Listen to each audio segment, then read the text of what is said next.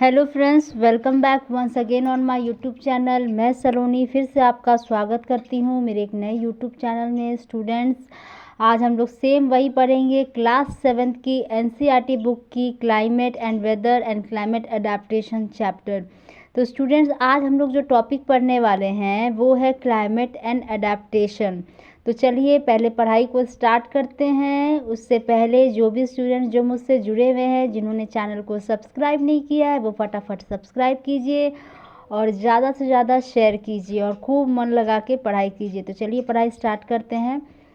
इसमें स्टूडेंट्स लिखा हुआ है क्लाइमेट। तो सबसे पहले हम लोग पढ़ते हैं क्लाइमेट के बारे में और उसके अडेप्टेशन के बारे में। Climate of a place affect all living organisms of that area. यानी कि जो क्लाइमेट होता है किसी एक पर्टिकुलर जगह का, आपको मालूम है कि वो ज़रूर अफेक्ट करेगा जितने भी जीवित प्राणी उस एरिया में रह रहे हैं, जितने भी लिविंग ऑर्गेनिजम्स उस एरिया में रह रहे हैं, उन्हें ज़रूर अफेक्ट करेगा, जाहिर सी बात है। Plants and animals develop certain features that help survive in the surrounding in which they normally found. यानी कि जो प्लांट्स एंड एनिमल्स होते हैं वो सर्टेन फीचर डेवलप कर लेते हैं। सर्टेन फीचर्स क्या होता है? सर्टेन फीचर्स जो होता है स्टूडेंट्स, वो अचानक नहीं आता है, वो जनरेशन टू जनरेशन वो धीरे धीरे डेवलप होता है। तो वो जो सर्टेन फीचर्स जो प्लांट्स एंड एनिमल डेवलप कर लेते हैं वो क्या करता है, वो उन्हें हेल्प करता है सर्वाइव करने के लिए in the surrounding in which they normally found. यानी कि एक प्लांट और एनिमल को कैसा सराउंडिंग चाहिए, वो जो सर्टेन फीचर होता है वो उसमें हेल्प करता है। यानी कि जो प्लांट्स एंड एनिमल हैं उन्हें जो भी सराउंडिंग चाहिए, जो उन्हें सूट करता है, वो सर्टेन फीचर जो उनके अंदर डेवलप हो जाता है वो उसमें हेल्प करता है। The presence of specific features or certain habits which enable a plant or animal to live in its surroundings is called adaptation। अब adaptation क्या होता है पहले वो समझ लेते हैं।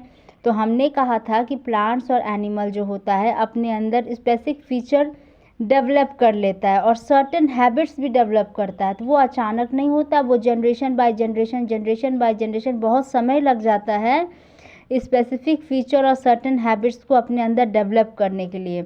और जब वो डेवलप हो जाता है तो वो इनेबल करता है एक प्लांट और एनिमल को जीवित रहने के लिए उस सराउंडिंग में। यानी कि वो प्लांट और एनिमल उस सराउंडिंग में एडजस्ट कर लेते हैं, उस सराउंडिंग को अडॉप्ट कर लेते हैं। इसे बोला जाता है adaptation. The presence of specific features और certain habits which enable a plant और animal to live in its surrounding. वो पौधे को यानी प्लांट्स को और एनिमल को उसके सराउंडिंग में रहने के लिए अडेप्ट हो जाता है उसका स्पेसिफिक फीचर्स और सर्टेन हैबिट्स। यानी कि स्टूडेंट स्पेसिफिक फीचर और सर्टेन हैबिट्स के चलते ही एक प्लांट और एनिमल जो है अपने सराउंडिंग में आराम से रह सकते हैं। इसे कहते हैं अडेप्टेशन। अब इसमें हमें पढ़ना है दो रीजन के बारे में। पहला है ट्रॉपिकल रेन फॉरेस्ट और दूसरा है पोलर रीजन के बारे में। तो चलिए पहले पढ़ते हैं पोलर रीजन आखिरकार क्या होता है। Polar region covered with snow, very cold for most part of the year. Polar region जो होता है स्टूडेंट, वो स्नो से पूरा ढका रहता है और बहुत ठंड रहता है most part of the year में, बहुत ज़्यादा सर्दी रहती है वहाँ पे। वहाँ पर और क्या होता है कि वहाँ पे 6 महीने के लिए सन जो है वो सेट नहीं होता है और 6 महीने के लिए सन जो है वो राइज नहीं होता है। यानी 6 महीने वहाँ पे सनराइज नहीं होगा और 6 महीने वहाँ पर सनसेट नहीं होगा। विंटर्स में जो वहाँ का टेम्परेचर होता है वो लो होता है, 37 डिग्री सेल्सियस तक रहता है विंटर्स का। ये टेम्परेचर मैं आपको बता रही हूँ। और वहाँ पर कौन कौन से जानवर मिलते हैं? वहाँ पर आपको पोलर बियर नज़र आ जाएगा, वहाँ पे आपको पेंगुइन्स, छोटे छोटे पेंगुइन्स आपको नज़र आएंगे, बड़े बड़े पोलर बियर्स आपको नज़र आएंगे और कुछ बर्ड्स भी आपको देखने को मिलेंगे। तो चलिए पढ़ते हैं कि पोलर बियर्स आखिरकार क्या होता है।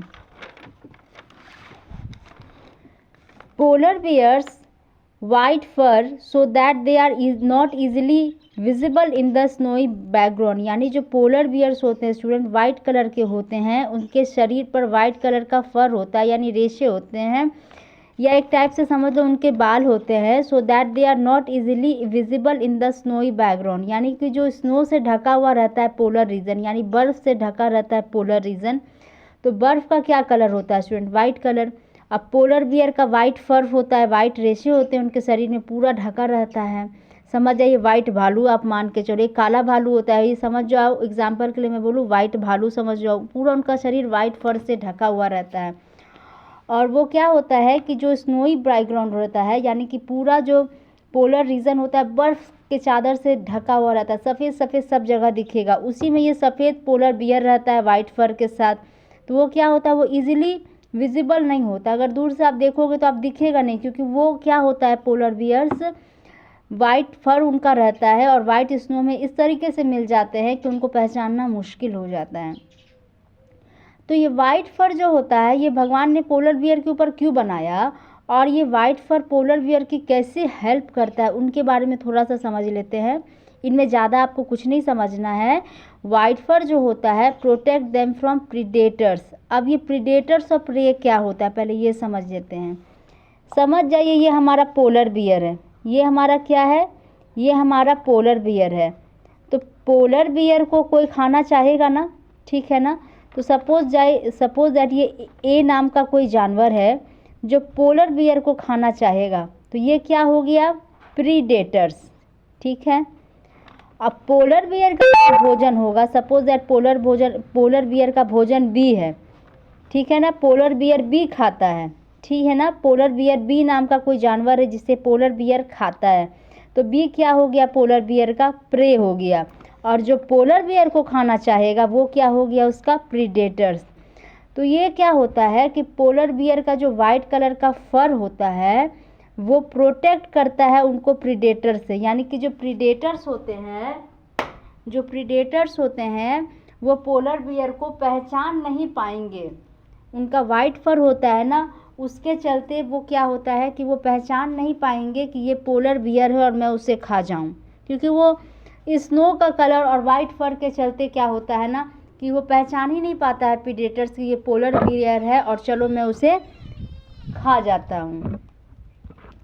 अब इसमें और क्या समझना है स्टूडेंट्स हमें, help them in catching there pray, यानी कि जो पोलर बियर का वाइट फर होता है, ठीक है। तो अब पोलर बियर को लगी है भूख जोरों की, ठीक है। तो पोलर बियर को भूख लगी है तो जाहिर सी बात है कि पोलर बियर खाने के तलाश में वो घूमेगा इधर उधर, ठीक है। तो जब वो खाने के तलाश में घूमता है तो वो छुप छुपा के आराम से अपने प्रे को पकड़ लेता है और खा लेता है। प्रे क्या है, ये पोलर बियर का नाश्ता है, ठीक है ना।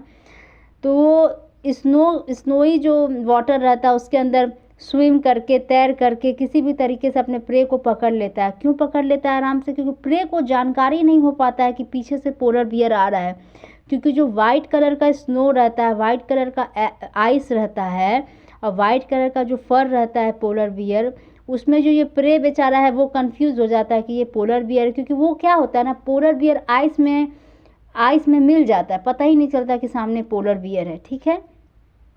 तो उससे क्या होता है ना कि पोलर बियर का पेट भरने में भी आसानी होता है। और ये जो वाइट फर है ना उन्हें एक्सट्रीम कोल्ड से बचाता है, यानी कड़ाके की सर्दी पड़ती है, वहाँ स्नो रहती है तो कड़ाके की सर्दी पड़ेगी, ठीक है ना। 6 महीने तक तो वहाँ सूरज ही नहीं उगता है, तो समझ जाइए कितना ठंड पड़ेगा। यहाँ एक दिन नहीं सूरज उगे सर्दी के मौसम में तो आपको कितना ठंडा लगता है, वहाँ 6-6 महीने सूरज नहीं उगता है, तो समझ जाइए वहाँ कितना सर्दी होगी।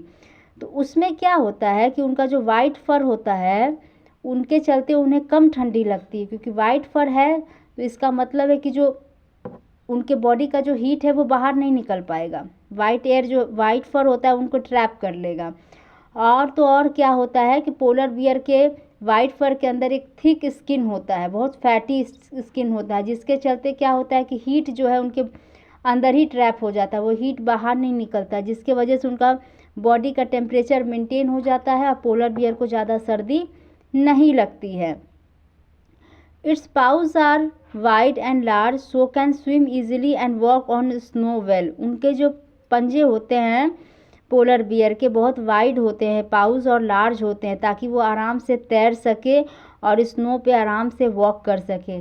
जब बहुत ज़्यादा गर्मी पड़ने लगती है, जब 6 महीने तक लगातार सूरज उगता है, वहाँ पर सनसेट नहीं होता है, तो जब गर्मी तापमान ज़्यादा बढ़ जाता है तो पोलर बियर क्या करते हैं, एक तो बेचारे का वाइट फर है जिसके वजह से हीट अंदर ट्रैप हो जा रहा है, ऊपर से उनका fatty thick layer of skin है जिसकी वजह से और भी हीट अंदर ट्रैप हो जा रहा है। तो अब वो पोलर बियर को बहुत ज़्यादा गर्मी लगने लगती है और ऊपर से सनराइज़ हो रहा है 6 महीने तक, मतलब सूरज उगा हुआ है, सूरज का अस्त नहीं हो रहा, तो बताइए वहाँ का टेम्परेचर कितना होगा।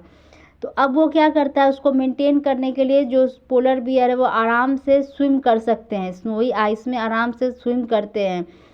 वो क्या करते हैं, उनका जो पाउच होता है वो वाइड होता है, वो और लार्ज होता है, तो आराम से तैर सकते हैं, उनको कोई प्रॉब्लम नहीं होती है और अपने बॉडी के टेम्परेचर को मेंटेन भी कर लेते हैं। वो बहुत देर तक, बहुत घंटों तक वो आराम से उस पानी में रहते हैं, आराम से डुबकी लेकर तैरते रहते हैं। ठीक है। अब क्या होता है कि पोलर बियर के पास स्ट्रॉन्ग सेंस ऑफ स्मेल होता है जो हेल्प करता है bear to locate and catch its prey, यानी कि जो पोलर बियर होते हैं उनके अंदर स्ट्रॉन्ग सेंस ऑफ स्मेल होता है, वो दूर से ही सूंघ के पता लगा सकते हैं कि सामने उनका प्रे है, ताकि वो आसानी से लोकेट कर सके और अपने प्रे को कैच कर सके। तो ये थी पोलर बियर की कहानी। अब हम पढ़ते हैं पेंगुइन्स के बारे में। पेंगुइन्स को किसने देखा है? जिसने देखा है वो कमेंट बॉक्स में रिप्लाई करे जिसने पेंगुइन्स को देखा है। वो ब्लैक एंड वाइट कलर का होता है और white merges well with the white background, इस predators and prey are unable to see it. यानी पेंगुइन्स और पोलर बियर्स की कहानी एक ही जैसी है। उनका जो वाइट कलर का बॉडी होता है वाइट स्नो में जाके मिल जाता है, जिससे क्या होता है कि उनके जो पेंगुइन्स को खाना चाहते हैं प्रीडेटर्स, वो पहचान नहीं पाते हैं वाइट कलर के चलते पेंगुइन्स को।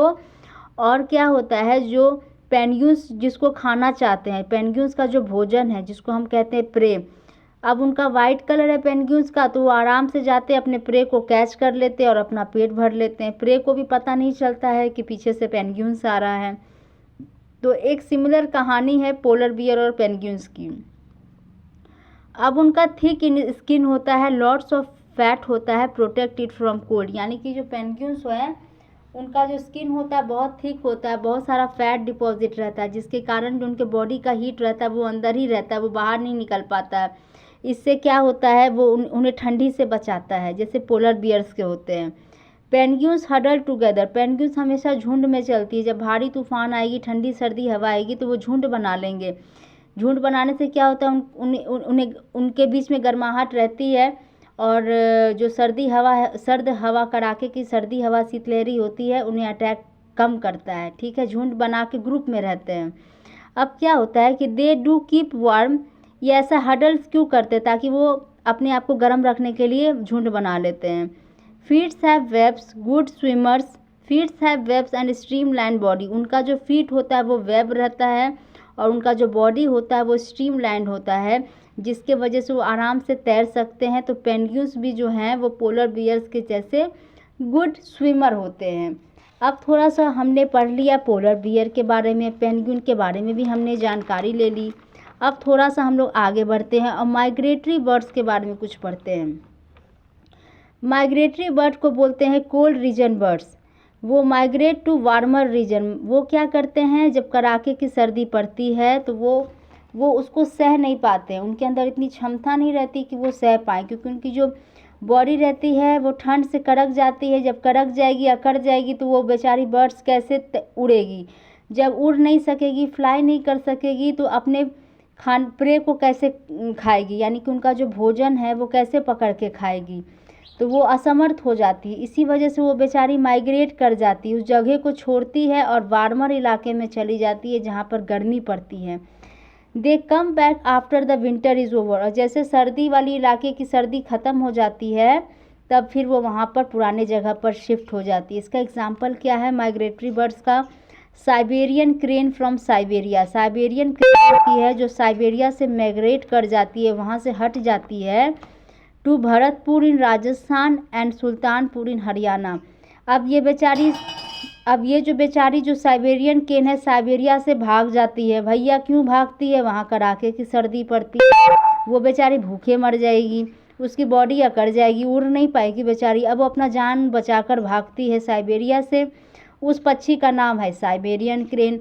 अब वो भाग के कहाँ जाती है, वहीं पे जहाँ खूब गर्मी पड़ती है, गर्मी के लिए फेमस है हमारा राजस्थान, तो वो भरतपुर में आ जाती है और हरियाणा में चल जाती है। हरियाणा में कहाँ जाती है, सुल्तानपुर में चली जाती है।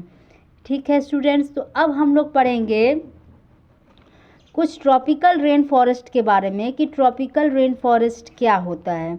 तो ट्रॉपिकल रेन फॉरेस्ट को पढ़ने से पहले आप लोग फटाफट जो हमने आपको पोलर रीजन बढ़ाया है उसको फटाफट रिवाइज कीजिए, ताकि पोलर रीजन के बारे में आपको कोई कन्फ्यूजन ना हो। आप वीडियो को स्किप करके फिर से आप बैक जाके देख सकते हैं और अच्छे से समझ सकते हैं।